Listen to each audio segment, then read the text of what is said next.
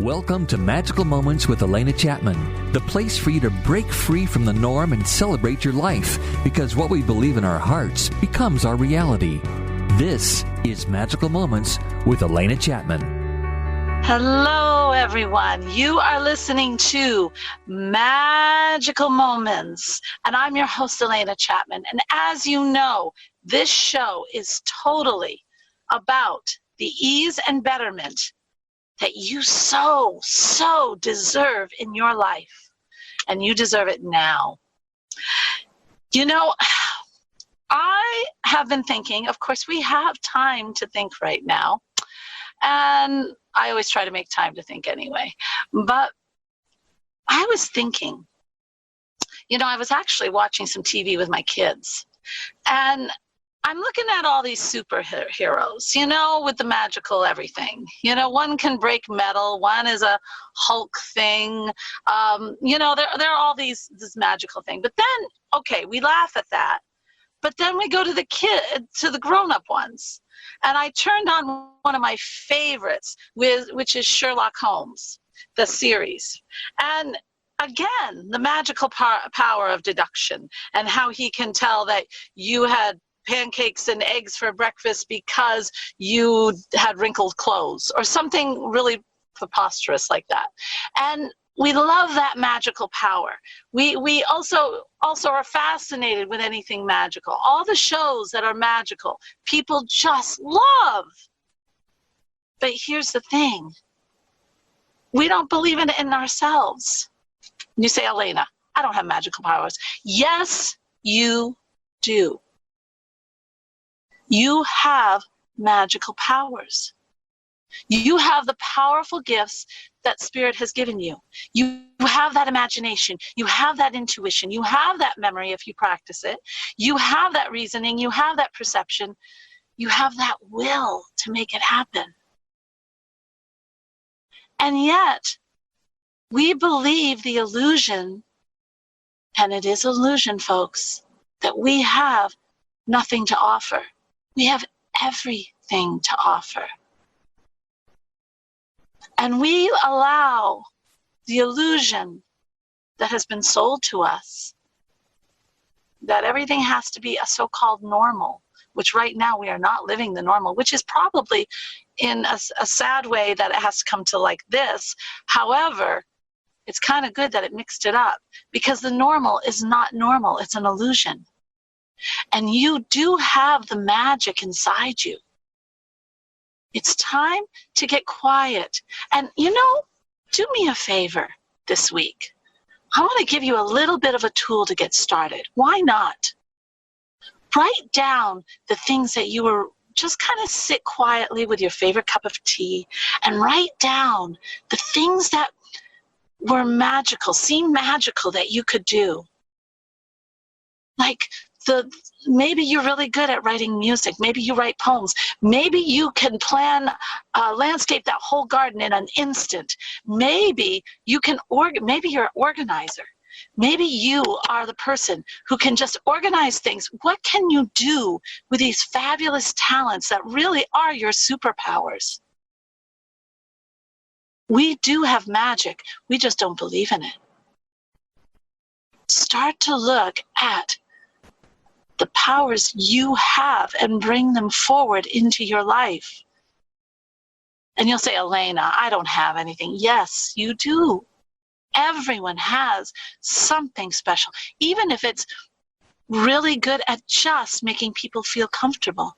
Oh my gosh, if you access that, do you know people will be wanting to be around you for all eternity because you're like that beautiful shade, calm tree? That is a great magical power right there. These are gifts. They are our power. And they are magical. It's time to wake up to the magic that's inside of us. Stop believing that we are all the same. And stop getting lost and dulling our mind with all the TV, the radio. Here we are on radio. All the radio, all the social media. Just stop deadening your mind. Watch what you watch. Really watch what you're listening to. Watch what you're seeing. And if it is not feeding the magical inside of you, then turn it off. Take time to be quiet and foster the power you have in yourself. You are a magical moment all in yourself. All right, so today I have an incredible person who's going to help us deal with some of the things that we're going through right now in this pandemic. But you know what? It's not just the pandemic, folks. We have anxiety. You know, what was that? In 1917? I mean, it's 1917. Ooh, I'm not that old, folks. 2017. I know there was a report done that said that anxiety was the new epidemic. So some of us who are locked in the house, we're under this illusion that we're locked in the house, and it's causing so much of this crazy anxiety to soar, frustration, anger. So I have someone coming on. She's pretty darn cool. I really like her. Her name is Dr. Glenna Anderson, and she's a licensed clinical social worker with a private therapy practice in Torrance, California. I could do with some of that warm weather right now. She has coined the mantra, therapy is a lifestyle, which encourages one to make a concerted effort to focus on their mental health before it becomes a mental illness. Whoa, now that's powerful. As a mental health therapist with nearly 2 decades of experience in education, she provides the tools and resources not to just manage your life, but to thrive, and to thrive despite the stresses and pressures that may affect us every day. I like that. She specializes in anxiety-based disorders, and she treats individuals and couples with issues ranging from personal struggles to serious mental health challenges, all these things. Her role in the mental health community is to address stress and anxiety issues that can breed chaos, confusion, and conflict with evidence-based, client-centered, easy-to-implement, restorative practices. I love that. She was raised in California, and Dr. Glenna received her Bachelor of Social Work and from Sane, edit please. And she has also her graduate degree from California State University. With that, I would like to bring on Dr. Glenna Anderson. Hello, Dr. Glenna. How are you today? I'm great. How are you? I am doing fantastic. It is so perfect to have you on today. You are just very needed, because I think right now, as I stated in the intro, that people feel stuck because we're on a quarantine. People feel that this is being stuck, not that we are all pulling together to help to fight something, but that we are imprisoned in our homes. Am I making a correct analysis of the situation? Yeah, there are a lot of people who, while they feel like they want to do their part to flatten the curve, their liberties have been stripped. And that's a tough pill to swallow. It is. It is. However, if you look back, I wasn't alive then, but I do know history a little bit. And I do know that in every war effort, we used to feel the war. And women went out to work while men went out to fight. Women were doing jobs that they never could before, and they were also trying to maintain a home. The men were just suffering horrors on the field. We have had 2 world wars like that. And we also have revolutions. We have had where people had been on rations and had to pull together and had to do things they had never done before, had to put their careers aside, and had to really focus on fighting the enemy. And now, when we're just asked to stay in our homes, we feel like our rights are being taken away. Am I correct? There are some people who feel like their rights are being taken. Yeah. Interesting. So tell me a little more what you're seeing with people staying in their home? What I'm seeing a lot of is grief. Oftentimes people are experiencing grief and they don't always know how to articulate that. Right. And so oftentimes when we think about grief and managing grief, we think about it in the context of losing a loved one. Maybe someone passed away, or even loss of like a relationship. But you grieve anything that you lose, right? So if you have travel plans, you have to grieve them. You have to grieve your sense of normalcy. You have to grieve access to your creature comforts. One thing that's happening is oftentimes people are still able to work their job. It's just been transferred to home. People are still attending universities, going to school. Children are learning from home. And we are grieving a sense of normalcy because this is not our norm. So grieving the ability to say, on Monday, I wake up at this time, I drive to my office, and then we have soccer practice. There's so much uncertainty. There's so many things that are different, and the problem solving is just exhausting. So people are experiencing a lot of grief in this process. Could you describe how that's manifesting itself? Meaning, how does it show itself in, because I love how you speak of it as grief, because it is a certain loss. It's a loss of our illusion of what normal is in our life. However, how does that manifest itself? Are they feeling? What is the emotion that they're trying to go through in this grief? Is it sorrow? Is it anger? What is it? So if there's 5 phases of grief: anger, depression, denial, acceptance, and which one am I forgetting? There's one that I'm forgetting. It'll come back at some very opportune time. I do that with the gifts of the Spirit sometimes. Right.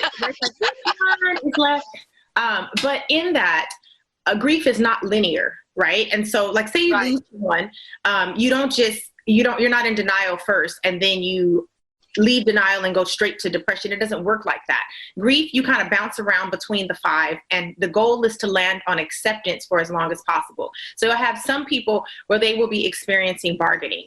And they'll be like, okay, if I can just do this, then that will happen. If I can just do this, then everything will be okay. Cause and effect. Yes. Mm-hmm. That's the bargaining phase of grief. Some people are experiencing depression, where they're having trouble kind of getting up and getting moving and realizing or accepting what's really happening. And they're very sad about it, very melancholy about it. Some people are experiencing anger. They're furious that their rights have been stripped away, or they view it as their rights being stripped away. They don't view it as this is a temporary time where we all have to band together to flatten the curve. They view it as my rights are being taken away, or they're just plain angry that something that they were looking forward to has been taken from them.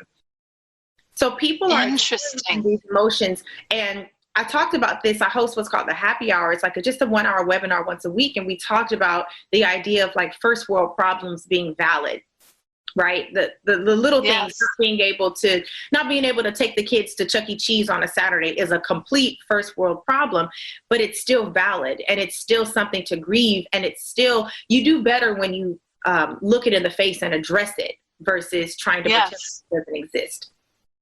You know, where I live, we are big eater-outers. I mean, this community is an eater-outer community, and that's fine. And so restaurants thrive, and restaurants are usually full. Mm-hmm. But I'll tell you, it's interesting. Since the restaurants closed, I've even seen my kids say, my gosh, I can't believe it's closed. Well, of course. But the fast food restaurants are open, and the lines are incredibly long. It's like we haven't adapted. We can't give up that going out to get something to eat. And I've been trying to make more meals at home. I always try to anyway. But my kids are funny because they're used to grabbing something when they're out. And they're just like, they think it's almost incredible that things aren't open. But I told them, do you realize that those people who are serving you are putting themselves at risk? Yeah. Because they're touching the money you touched. They don't know if you're sick. They are touching the credit card you touched. And you're touching the credit card they touched. So this transmission that we're supposed to be stopping is still going on, just because we have to keep going in our habits in order to feel normal. Interesting, isn't it? And not grieve. I find this interesting. So we are seeing, I know that I saw a report that we are seeing that people are, I guess it is grief. And I never really thought of it that way. I did see anger. I did see disappointment. I did see confusion, but I didn't process grief. I think that's very interesting. Now, with that, if we have that grief, we're also seeing a lot of people with this anger in their families or this depression. So how do we switch that for people? How do we help people through the grief process a little bit quicker? Because usually grief has to take its own, it can be helped, but it's really a gradual process to acceptance. How can we get ourselves through the grief a little bit quicker? The best way to deal with any emotions, I believe, are to acknowledge them, name them, and process them. And so if you just keep going about things as though everything is okay, or you keep trying to patch yourself up, I'm okay, to me, you prolong the process. If you really want things to expedite, if you acknowledge your feelings and say, okay, I'm feeling crummy. I can't think straight. I don't really have an appetite. What's really happening? What am I really experiencing here? You slow down long enough to say, you know what? I'm really disappointed. I'm really disappointed because of A, B, and C, because I can't do my favorite thing, or I can't have to cancel those travel plans that I had really been looking forward to. And I always tell people, when you can name and address your emotions, it's much more accurate. The reason is because the way that we treat disappointment is different than the way that we treat fear, right? The way that we treat sadness is different than the way that we treat confusion. And so if you are just sitting there, a ball of emotions without any awareness of what emotions you're feeling, then we don't have a starting point. But if you can slow down to name them, then we can work with it. Now, and that's the trick. And I do know, when before I really started getting in touch and doing the inner work and really getting myself back into living in the magic of life, I was an artist. I mean, a freaking artist at pushing down. I had a gift. I have a gift that when I'm in the present, I can live in the present moment very easily. I don't know how I developed that, but I've always had that. So it's very easy for me to shove it down very, very far, and then go and do whatever I need to do. Do that choir rehearsal in those days. Do that choir rehearsal and just be in that moment, and it's gone. But when you sit by yourself, it starts to percolate. I used to call it popcorn. Mm-hmm. Because it would pop out at weird times in a sarcastic remark, or it would pop, but I didn't always know. I shoved it down so deep, Dr. Glenna, that I didn't even realize why I was upset sometimes. Now, I know I wasn't the only one. I know that. But how do you get from that, where you have just totally hidden this thing, to getting where you can name it to tame it? You have to slow down. We talked about that in last week's webinar. That's one of the things that's coming up for a lot of people that they don't necessarily like. We don't have the busy that we normally had that would mask our emotions. We don't have access to that right now. We don't have the hustle. I live in Southern California, and so traffic is a lifestyle. We don't have traffic. We don't have the things that we normally had that would mask all these deep feelings. And so now when you sit still, you have to sit with yourself. You have to sit this is like, you have to hear that little inner voice, like, I am really not okay right now. Oh, well, what's happening? You can't escape it. There's literally and figuratively nowhere to go. So you have to sit with it long enough and deal. Yeah, and folks, I do have to say, that's not a comfortable feeling. No, it's not. I'll tell you right now, I'm not okay, but I'm not really feeling why. You're going to laugh at me, Dr. Glenna, but that's all right. I remember back in those days, after the performance, after things were done, and I had to sit with myself. I'd take my dog for a walk, come home. I'd go to, back then we had movie places where you had to rent a movie. I would go get a movie. It'd usually be a Sunday afternoon, guaranteed. I was on a clock. So I would come home with a movie. I'd put it in. I know it was a sad movie, and it would elicit the emotions to start in me so that I could start then to get quiet and listen to it. That's not nothing to laugh at. That's smart. Thank you. Thank you. I'm all about finding a cheat code. If there's a way that we can tap into this faster, I am all about expediting the process. I mean, you do have to sit with your emotions, but if there's something that you can do to get the ball rolling, by all means, means, as long as it's healthy, please don't use maladaptive ways, as long as it's healthy. Yes, as long as it's healthy. And you have to kickstart, because if you are one of those people, I am not unique in that way. I know we all shove it down. I know and see out there how this busyness, we were hiding in that busyness. Every time I would talk to people, especially mothers, I'm sorry, ladies, it really was us that I would talk to more. I'm sure men do it too, but I would hear it from the mothers. And they would say, oh, I have to do this, I have to do this, I have to do this. And even if that stuff wasn't important, they were running around like a chicken with their head cut off.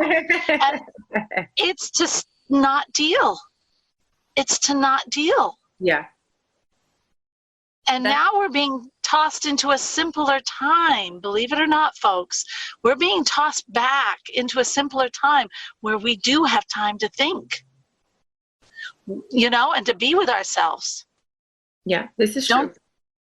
So, all right. So we get our little way to touch into our feelings, and we are finding the time to sit. What is some of the questions that we can ask ourselves? How can we elicit a healing if we know we're not okay, or we got to come to that naming to tame, but then where are we left with? If you sat down long enough and you're like, you know what? I'm disappointed. And it's like, what do I do with that? I mean, there's a couple different things. You can think back to a time where you felt this emotion before and think, okay, what skill helped me to get through this so that I didn't just harbor disappointment and it turned into bitterness or into something else. So there's a lot of different things. You can use healthy distractions. Sometimes distracting yourself from an emotion makes it less intense. Writing is a really big one. Literally, when you write down your feelings, write down your thoughts, you are releasing it. And I always tell my clients, I tell them, for my clients, is you can give it to me and I'll put it in your file, or you can burn it, you can put it in water, disintegrate, you can tear it up, you can put it in a folder, or you can keep it in a journal. But just writing out your feelings, it gives you a way to just process and really literally see what it is that you're thinking and reread it and kind of say, okay, how much of this is valid? How much of this is just me being overwhelmed in my feelings? So writing is always a good one.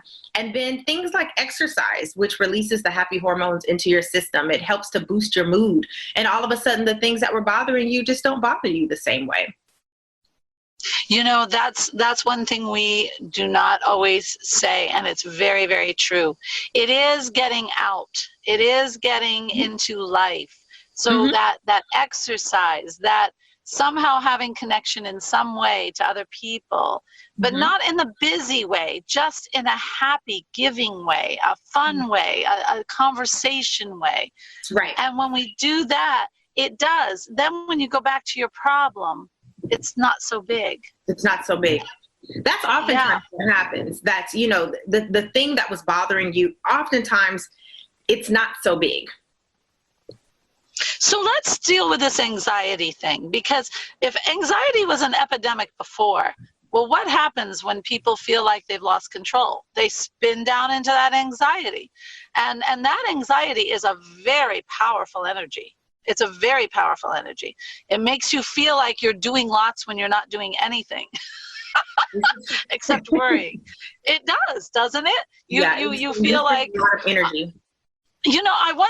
To make that real, I once asked my mom, who was, she's so worried about my brother. Okay, so we were on a phone call, and I said, well, okay, Mom, and she drives herself into this crazy anxiety place from, this worry, doubt, and fear. And I finally said, okay, Mom, why worry? He's in another state. He's definitely a grown man. He's going to do what he wants. Why are you so worried? Well, because I love him.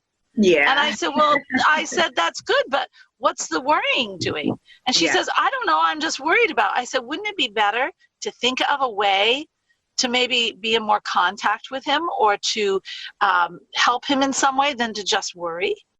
And she just sat there and she listened to me. But it's true. What I was asking her to do is to step out of the worry and actually be proactive in changing it. Mm-hmm. Yeah. Yeah. And people don't, that's how powerful that energy is. So what are ways that you help people to deal with this anxiety, which is on steroids right now? This is true. We do talk a lot about, like what you said, transferring the anxious energy into a project or helping someone else or just into something productive. And just exactly what you said, just trying to help people to understand that worrying in and of itself isn't going to resolve anything. It's the difference between, like, when you shut your computer down at night versus when you put it on sleep mode. You shut it down, it's shut down. Nothing is operating in the background. You put it on sleep mode, it's still draining the battery. There are still, apps and whatnot that are going to be running in the background unnecessarily because your computer is closed. So deciding not to worry and just releasing things, it does actually conserve a lot of energy. One of the easiest techniques to do that really does. Yes. Just make a T chart. On, literally write a big letter T on a blank sheet of paper. And on one side, you write what you have control over. And on the other side, you write what you don't have control over. The things that you have control over, you take action. You make a plan. You do something about it. The things that you don't have control over, you turn it over to a higher power. You say, you know what? I don't have control over these things. All I can do is pray and hope for the best, and just turn it over and focus on the things that you have control over. Oh my gosh. And everyone, she has just given you a wonderful, powerful tool. We are listening to Magical Moments, and we're going to be right back, but I want to get more magical tools so that you can start to thrive in this time and come out stronger. So we will be right back. Thanks for listening. Your weekend continues with Magical Moments featuring Alena Chapman right now. You are back listening to Magical Moments, and I'm your host, Alena Chapman. And boy, are we ever giving you some tools today to get you back into that ease and that betterment in your life. And what better way than to start calming the grief that we talked about, the anxiety, and starting to find really solid tools that you can start to thrive. Really start to thrive. Okay, so thrive, all right, maybe you think thrive's too big. All right, how about just having ease and betterment in this time, feeling good in this time? We just learned about the T-square, and I love this. Dr. Glenna, my dad taught me the T-square, and he would always do this. And then a friend of mine, I remember in the beginning of my divorce when I felt like my head was just spinning, someone said to me, a very good friend said, Alena, take control of the things you can in your, what'd she say? Take control of the things in your circle. Oh my gosh, that was an eye-opener. And that caused me to go back to my father's tool and do the T-square, find out what was important to me and what is not at this time, or what are things I can't control. And I think that is one of the best tools I have learned and given to people and used, that wonderful ability to know what is it that I can really act on to change my life and to make it better. I like that. And when people are going through, this anxiety, I've worked with anxiety people too. And the anxiety does give you this sense of, they go into a spin. The heart starts to race. You understand it because it drops all those chemicals into the body. You know what it does. It shuts down some organs. It makes the heart go really fast because you are going to flight or fight. And you've got all the stuff to fight or flight. So that's high energy. But yet other organs are shut down, the ones that don't need to be used. This is a constant thing. You're actually fighting a biological result of your emotion.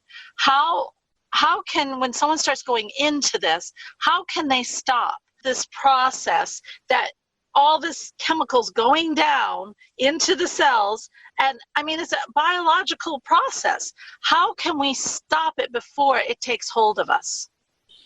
People with higher levels of anxiety, their bodies often don't know the difference between actual anxiety and perceived anxiety. I call it lions and kittens. So if a kitten walked in the room, unless you had severe allergies, you probably wouldn't feel threatened. You might pet it, you would think it was cute. But if a lion walked in the room, everything in you would try to clamor to get out of that room. Even if the lion wasn't looking at you, you know what it's capable of, so you just want to get out of there. People with higher levels of anxiety, their anxiety does not know the difference between a kitten and a lion. And so every single situation, they think it's a lion, even if it's not. So I love this. Their boss can say, hey, can you come in my office? I want to talk to you at 1:00. And they think it's a lion. They think they're going to get fired. They think their world is going to end. And so one of the ways of managing anxiety is, first of all, just telling yourself, is this actual danger or is it perceived danger? Am I actually in a fight or flight situation, or am I in a situation where my anxiety is warning me unnecessarily? Is my alarm system going off unnecessarily? And you can look at the facts like, well, okay, my boss called me in my office, I'm going to get fired. No, the facts are your boss needs to talk to you. That's the fact. That's all we know. And so we rely on that, and we can rely on past experiences and say, well, when was there another time my boss needed to talk to me? Well, there was that one time and he just wanted me to work on this project and everything was okay. All right. Based on past experiences, the likelihood of a lion walking in this room is pretty low. So doing things like that, grounding yourself in reality and waiting for there to be actual danger is one way to ground yourself when you are experiencing higher levels of anxiety. It is so true. We do preconceive what we think is going to happen, which causes us to worry. I have a good friend of mine who calls it, a good friend of mine calls it, she says, don't tell yourself scary stories. I love it. Don't tell yourself scary stories. Guys, if you rule yourself with that, that's going to help you tremendously right there. Mm-hmm. Don't create scary stories for yourself. Mm-hmm. And it's true, we do. We always, well, what is that saying? I'm waiting for the other shoe to fall. Oh my gosh. Right. What are you doing? It's a self-fulfilled prophecy you're creating. You're waiting for the shoe to fall. Oh my gosh.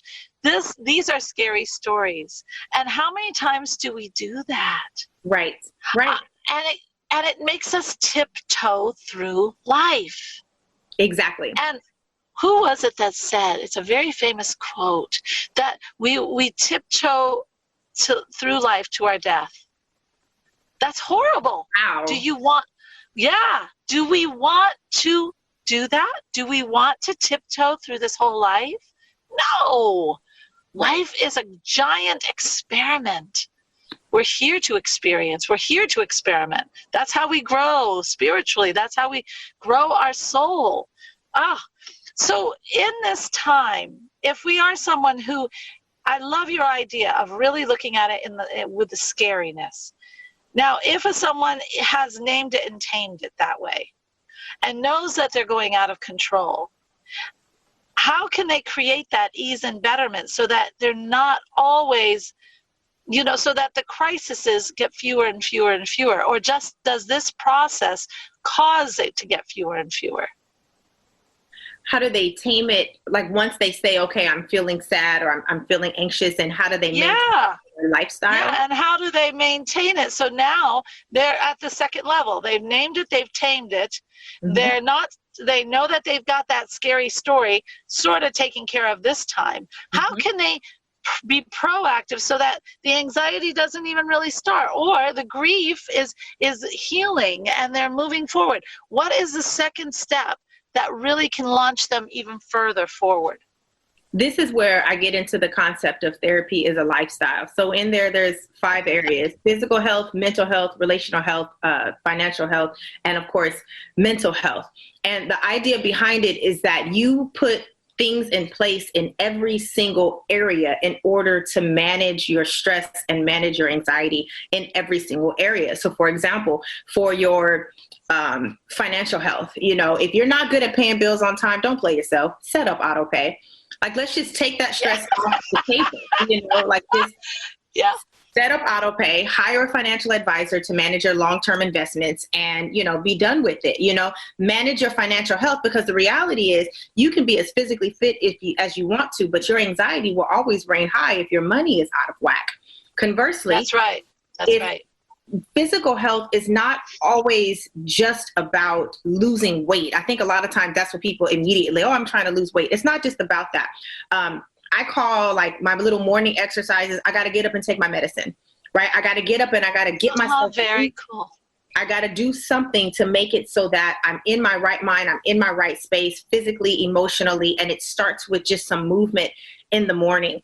And the other thing about your physical health that I always include is your physical appearance. If you are not satisfied with your physical appearance, you're not going to be happy. Your money could be in line. You could be the most educated person in the world. But if you hate your hair, what? You are not going to be okay. And so you do things in every single area to address your overall happiness and your overall stress level. That is how you maintain it. That's how it becomes a lifestyle and not just a one-time event that you put in place during a crisis. Now, Dr. Glenna, I'm going to play devil's advocate because I know it's out there. Mm-hmm. And there are people who say, sometimes you just got to do what you got to do. And this sounds like I'm just all about me. And and sometimes we just don't have time to be all about ourselves, and it sounds selfish. What is your response to that? It's taking care of me sounds selfish. It is selfish. Selfish is not always, of course, it is selfish. Selfish is not always a negative thing. If you are self-absorbed, if you are self-centered, or if you are selfish to the point where you are now depriving someone else of love or affection or finances or whatever that may be, then that is when being selfish is a problem. If I'm a mommy of 2 kids, and I don't slow down enough to take care of myself and be selfish enough to make sure that mommy is okay, that's going to spill out on my kids. I'm going to be bitter. I'm going to be upset. I'm going to resent taking care of them. I'm going to resent all the little things that I have to do. And I'm talking about Glenna. I won't talk about anybody else. If when it comes time to take them school shopping, if all I do is shop for their clothes and their shoes and their underwear and warm jackets and things like that, and I never treat myself to something that I like, I'm going to be unhappy. And an unhappy mommy is an unpleasant mommy. Just even like I'm a mommy, but I'm also a child. And so if my mommy is unhappy, I'm unhappy. I want my mother to be happy. And so I don't view being selfish and taking care of yourself in all aspects as a negative thing. I believe that when you go to your corner and you pour into yourself, you're actually much better off in the long run. It's true. I've always said, and I still say, that if your cup is empty, if you are empty, there's an old African saying that if you do not ask for a shirt from a man who's naked. Right. So if we let our cup get down to nothing, then we don't have anything to give. Exactly. And we always seem to let ourselves get down to nothing. And that's when our tempers get shorter. That's when feelings of being used start to come in. Exactly. Or that we're not appreciated.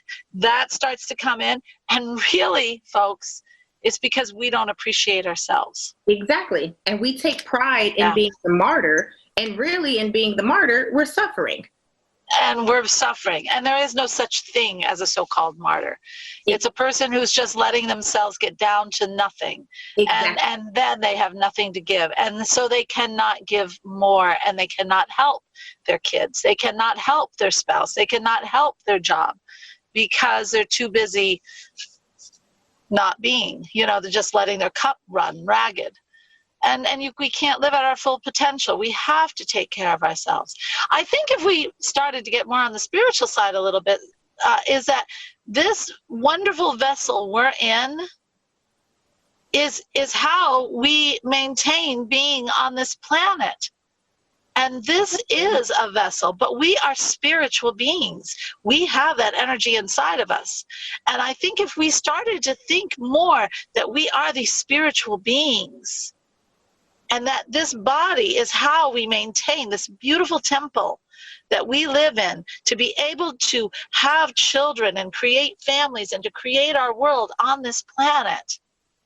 If we think more that way, then we'll be more careful about taking care of the spiritual side of ourselves. And that's not just going to church. That is having quiet time. That is creating lemons out of lemonade. Say that, the kids are really demanding, but you find time to have fun and take care of yourself and have those special moments for yourself, your own personal growth. Don't you think, Dr. Glenna? Doesn't it just make sense? Absolutely. I 100% agree with that. I host a brunch every summer for that reason. Like, hey, let's just get out. Let's have a good time. You have to do something specifically for yourself. Absolutely. You do. It's really funny. I always say, have a bit of fun every day, no matter what that is. People always say to me, what is fun? Wow. I get that all the time. Yeah, we have forgotten what fun is. And that amazes me more than anything. But I don't do anything unless it is fun. Again, if I can't make it fun, why am I doing it? I'm all about the cheat codes. Yes, it is. Fun is anything that makes you laugh, makes you feel good, makes you feel alive. And that can be reading your favorite novel. That can be listening to music in your car and just dancing. That could be a special little treat in the afternoon for you. That could be just dancing in the house and letting loose. That's it. Those things are fun. It doesn't have to be a trip to the Bahamas. That's nice, but can we do that every day? No. But how can we make things fun? And I think when we make things fun, then it lightens us up. It lessens our problems. It speeds up the grief a little bit, but it also helps us to think, okay, it helps you to gauge your feelings better, because when you're not feeling happy and you're not feeling at least content and peaceful, then you can guide, hey, what's wrong with me? Right. And you have less tolerance to feel that way. Absolutely. Now I would love you to talk about that for a little bit. Gaining the tolerance to not allow ourselves to always have to feel, to say, okay, this is wrong in my life. And instead of just sitting in it, moving to change it. So having a lower tolerance for that. I had a sorority sister. She told me this years ago, and it always stuck with me. She said, every day is a holiday. She was saying, I was working for one sorority sister, and she was coming over. She was coming to visit, and she had made us lunch, and she plated it like we had lunch on real plates on a Tuesday, and she had sliced up strawberries and put them on the side of the plate, like garnish next to the salad. And she just said, every day's a holiday. And if you think about it like that, every day is a day to wear your favorite perfume, to put on those pair of heels, even if it's a Wednesday and they're probably not appropriate, but whatever, wear those shoes because you like them. If you think of every day being a holiday, every day you will find something special to do for that holiday, whether it's decorating your house or, going outside just to enjoy the sun, or reading your favorite book, or calling a friend just to say, I love you so much. If you think of it like that, then it's just what you were talking about. You will look for some way, somehow, an opportunity to make that day special in its own right. I love that. That is incredible. I like that holiday. I always think of just having fun every day and making it a special day, but I love the idea of thinking of it as a celebration. Every day is a celebration, a holiday. That is because we never know. We never know when something may happen. Every moment is a precious moment. Exactly. And how many do we waste? So I think in this time that we have time to think, we have time to quiet our minds. I always tell people that it's great to, at least in the morning, have a morning connection time, a morning connection where you connect to yourself, connect to something higher, have gratitude, yoga, whatever it is, but have 20 minutes to an hour where you are connecting to something bigger than yourself and the realization of the spirit inside you. What do you say that to help people to start to thrive during this time that we have time to think? Find your joy. Remember what brings you joy. And that's going to be different for everybody. Like, for example, I love arts and crafts. I'm not good at art. Like, my stick figures are horrific, but I love art. I do too. I can't draw worth a darn either. Not at all. But I love a good project. And so I love any projects with paint and wood or paper. So I like scrapbooking. I painted my kids' dressers. Like, those are things that it's like going underwater for me. I can just do it for hours at a time. And so go back to things like that. And it doesn't matter, how weird or strange or common or uncommon that it is. Just go back to what brings you as an individual joy. Yes. Yeah. And you know what? And for me, I'll be a volunteer in this. I love music. Of course I do. So me and my kids, we have dance parties regularly. Oh, see, these are the joys, the unexpected joy that you brings in. And it's the fun, joy, fun. It's all there. It's all the same. And we've got to bring that in.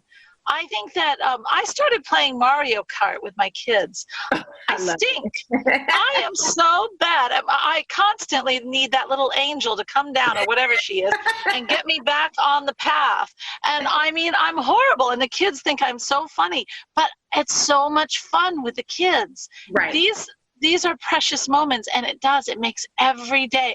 And while we're when life has a slow down just a little bit, and I know we're trying to hustle and get our work in order, and I get it. I'm doing the same thing, folks. But I have to say, you have to take time, because this will create, you'll remember this time, you'll go back into this time if everyone is healthy, and you'll see it as a magical time. Exactly. You'll see it as a time when, oh my gosh, my kids and I got closer. Oh my gosh, I actually had so much fun dancing. I actually got to appreciate the yard and my trees. I actually thought about my garden for the first time. Exactly. I actually cooked a really cool meal I didn't think I could. Or my gosh, I cooked the worst pasta in the whole wide world, but boy, it was fun playing with it. You know what I mean? You'll create memories. Yes. Yeah. And for people that have, especially like the smaller kids, because some of the teenagers, some of them like to hang out with their parents, but some of them are kind of in their own world. But kids will remember, kids will remember this time as like, we had a living room picnic for breakfast. Kids will remember that. They won't remember we couldn't go to school. They'll remember mommy had more time, and, we had more time to actually cook together, or we did a scavenger hunt, or, the kids will remember the little sweet things that you were able to do during this time. Even with because I do have kids in high school and college, and the college is home. So it is that, you can do things with them. Have a taco night where everybody makes their own taco, or pizza where they make their own pizza, or we put together a pizza, heaven forbid. Or, I used to do the tents, Friday night movie night with pizza under the tent, but my kids are too big for the tent now. So now we even with the high school, and my kids are pretty independent. I've raised them to be independent. But I'll tell you, this is the time where I have made more of us being together. It's important. This is a growing time. I see it as a growing time. So what is it we want to grow? What is it we want to grow? And to have that joy. I love this. Okay, so how can people find out more about you, Dr. Glenna? So you can visit my website, www.drglenna.com. That's DRGLENNA.com. My social media handles at Dr. Glenna LCSW on Facebook and Instagram. Every Wednesday at 12 p.m. West Coast time, because I'm here in LA, I do the happy hour. It's literally just a time where I just want to pour into you guys. It's completely free. It's where we talk about managing anxiety, coping skills. I'm very big on giving very practical tips and tools. I love it. I love it. And for everyone out there, it is a magical time. And don't think of this time. I mean, get rid of the illusion that we have to be busy. Get rid of the illusion that I have to be in an office to create. Get rid of these illusions that we're fed and start to think, okay, I have a chance to grow something here. I have a chance to develop things that I've wanted to develop. What is it? What is it? And if you are suffering from that anxiety or that grief, we gave some wonderful tools with that. But really, right now when you have the time, isn't it time to just enjoy life? Isn't it, to have that ease and betterment? It's up to you. If you're really interested in all these topics we talk about on the radio show, then go to soulmanifesto.com, because the Green Terra group, my gosh, we're going in depth this Thursday about illusion. What is illusion? Why do we live in illusion? How can we get out of the illusion and start creating? And these are cool concepts. And like I said, it's a discussion. I'm not telling you, because one way does not fit all. However, when we all discuss, we create something unique and wonderful that works for all of us. So go to soulmanifesto.com and click on Green Terra Group. And that's Thursday nights at 7. And always, always stay connected to that beautiful inner divine. Stay connected to others around you via Zoom or something. And definitely stay connected to something higher. Namaste. This has been Magical Moments with Alena, featuring Alena Chapman. If you missed an episode, download it now on iTunes, Spotify, TuneIn, CastBox, Deezer, Stitcher, Google Podcasts, or your favorite podcast platform. Learn more online at soulmanifesto.com. Podcasts by Federated Media.